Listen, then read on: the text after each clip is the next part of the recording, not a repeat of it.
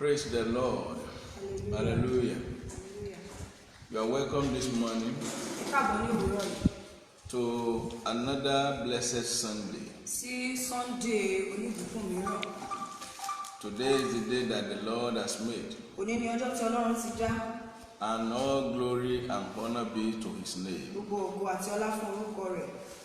Àwa dúpẹ́ o Baba, àwa dúpẹ́ o Ọmọ, Ẹ̀mí Mímọ́ ẹ ṣé, tìrẹ ni ògo, àfọpẹ́ àfìyìn fún Ọlọ́run wa torí kò ṣe, tọ́lánú rẹ̀ dúró láíláí. Olúwa ìwọ ni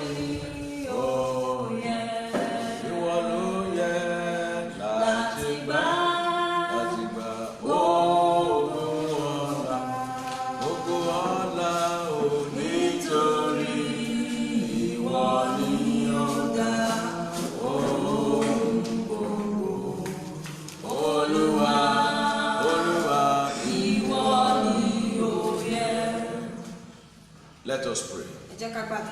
Our Father and our God, we bless your name this morning because you are mighty, because you are wonderful. Father, as we are proceeding this morning, I pray that you will bless every heart that is under the influence of my voice this morning through the power of the Holy Ghost in the mighty name of Jesus Christ. Amen. Take control, O Lord. Amen. In Jesus' name we pray. Amen.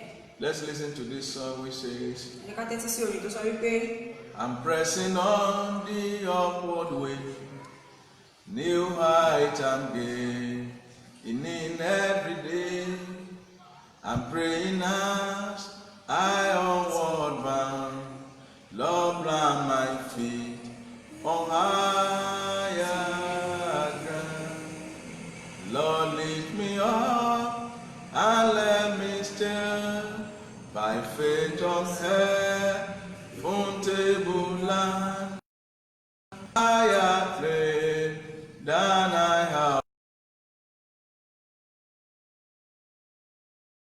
Lord, my feet on higher ground. This morning we have a wonderful topic before us. Walking in the light. And our text for this morning says, we found it in the book of 1 John chapter 1 verse 5. This then is the message which we have heard of him and declare unto you, that God is light, and in him is no darkness at all. Hallelujah. Hallelujah. The type of God we are serving is God. He himself is light. That in him is no darkness at all. That is, with God, there is nothing like daylight or dark time. No, every time is the same. Every time, every minute, there is light with him.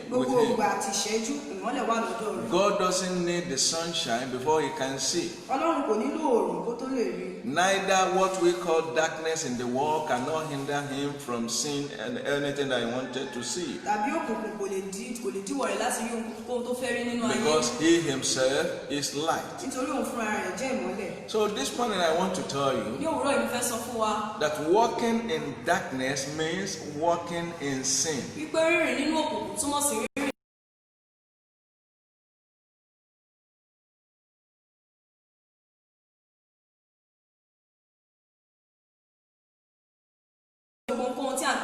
Cannot come out boldly to testify. So they are going to judge any time they come.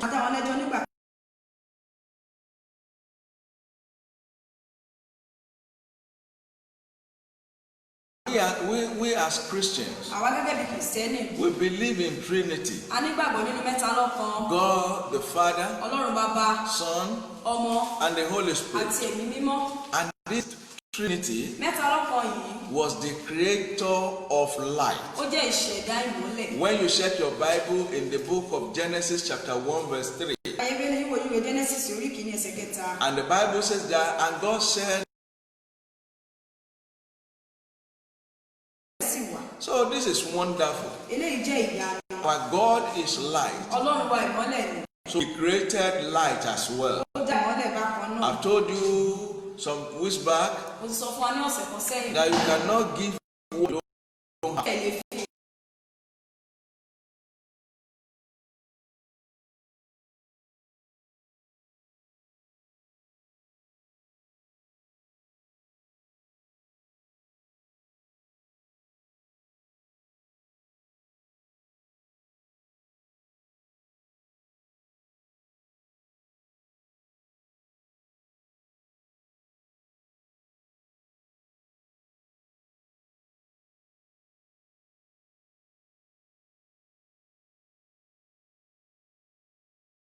Darkness cannot apprehend it. Darkness cannot comprehend the light of God. All this that I'm telling you this morning,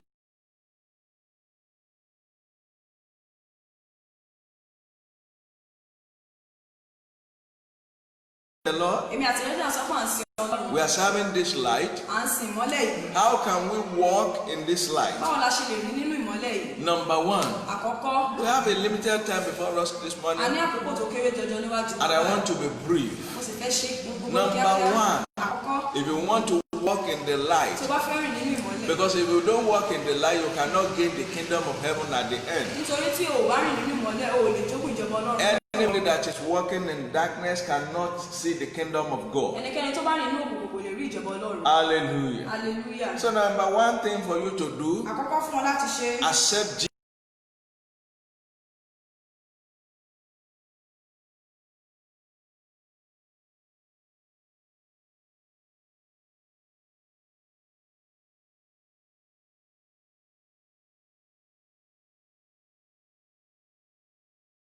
Know you to be a Christian, but are you fully accept Jesus as your Lord and Savior? Have you believed in Him? Have you surrendered all to Him? Are you not still?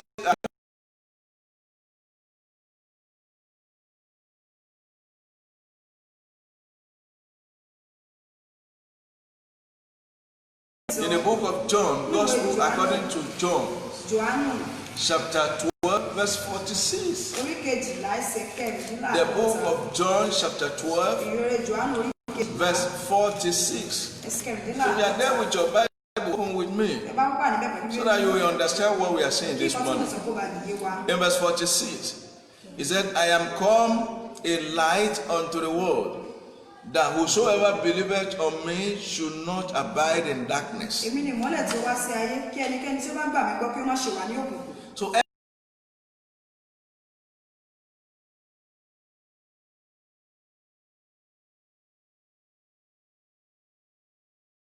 okay, why do you call yourself a Christian when you are still committing sin? Read this place very well. Ponder on it. Because he said that he that believeth on him should not abide in darkness. That is, you have no reason to commit sin. You have no reason to commit any atrocity. Because you are living in the light. And the light have no. This is why I said you should believe in the Lord Jesus Christ. Accept Him as your personal Lord and Savior. Let Jesus be everything for you in life. Because of our time.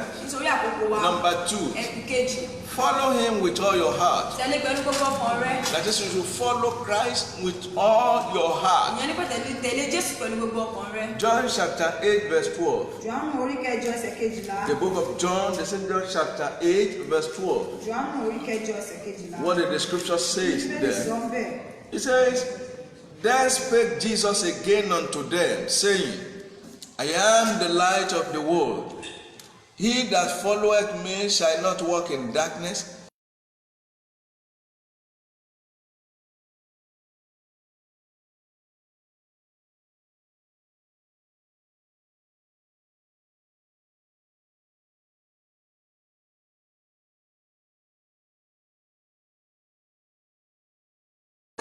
What does this mean? Following Christ means that for you to follow Christ means that you are walking in the light. And when you are walking with Christ, you cannot walk in darkness. Because a servant cannot serve two masters. You cannot walk in light and at the same time walk in darkness. No, it is not possible.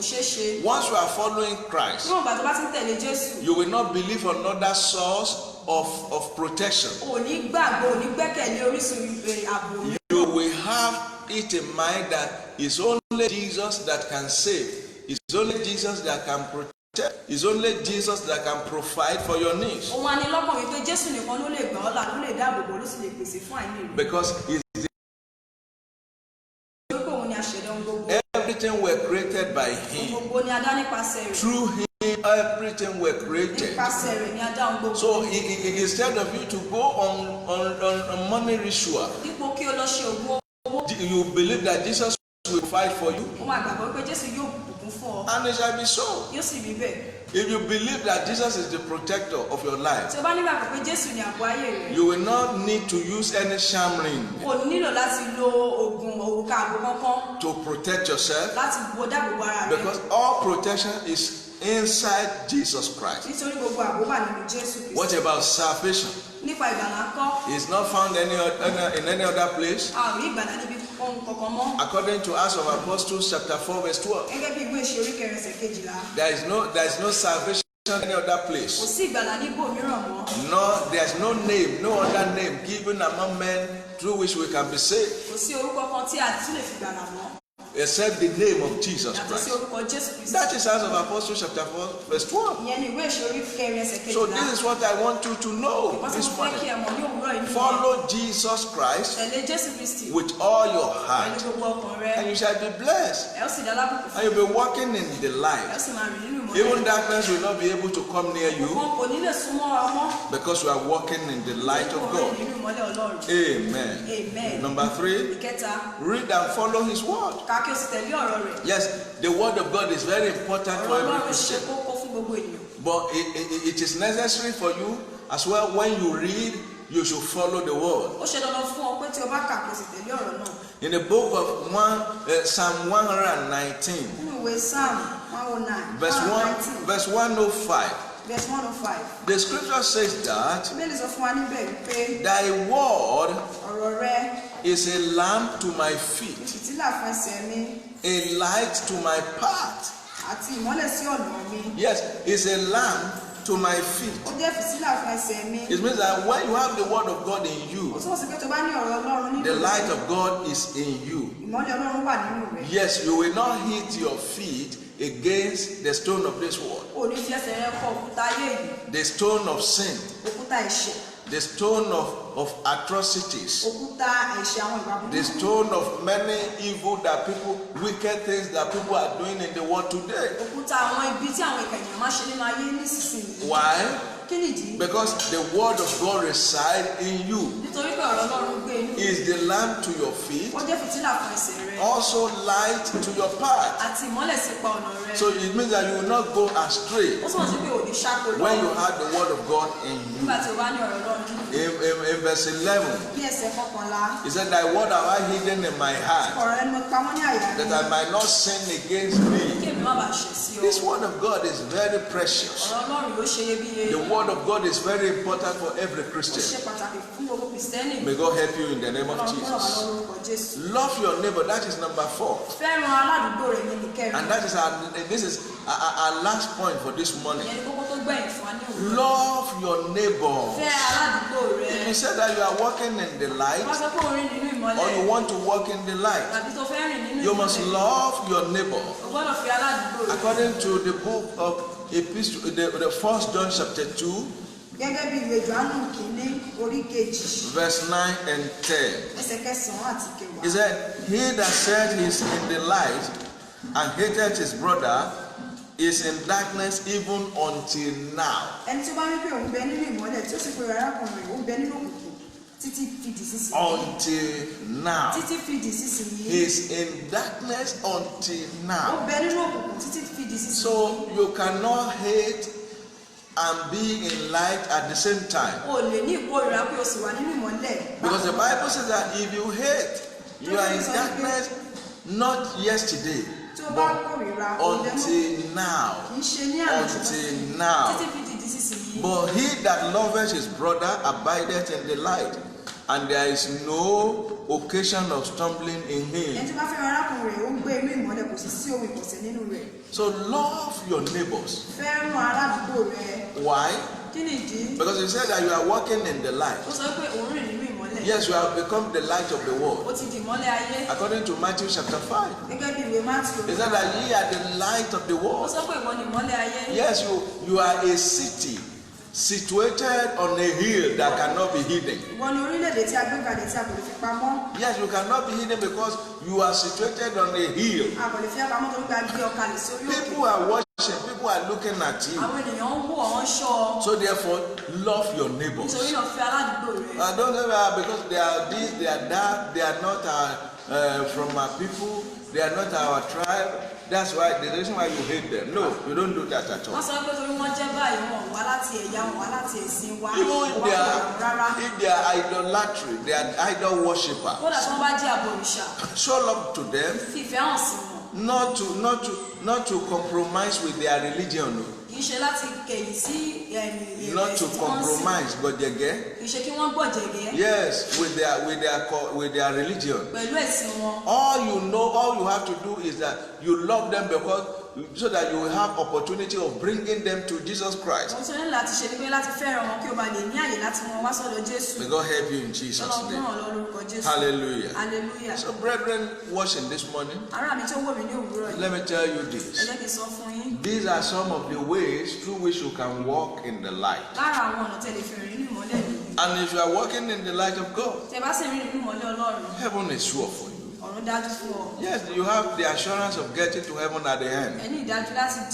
May God help you in the name of Jesus Christ. Because then you will know how to forgive and forget. And you will be practicing love every day. Let's read this Bible passage before we run up for this morning. 1 John chapter 3 verse 17. He said, ye therefore, beloved, saying ye know these things before, beware. Sorry. Pardon me, 3:17. Okay. But whoso had this was good, and seeth his brother have need, and shutteth up his bowels of compassion from him, how dwelleth the love of God in him? The love of God is not in you if you are not a giver. For God so loved the world, he gave his only begotten Son unto the world. Even while when we were sinners, we were yet sinners, Christ died for us, we the ungodly. See how wonderful God loves us. So give unto your neighbors. Give unto everyone that asks from you. Even the people that you know that they are in need, that they are not able to ask from you, give unto them. Because it was not God who asked for Jesus. It was not the world who asked for Jesus from God. It was God who sent Jesus into the world for us. He didn't ask from me. Give as you know that they are in need. And they might be saying this or saying that afterward, that have used it to take their glory. Just do the will of God and leave everything for God. May God help you in Jesus' name. Chapter 4 verse 7.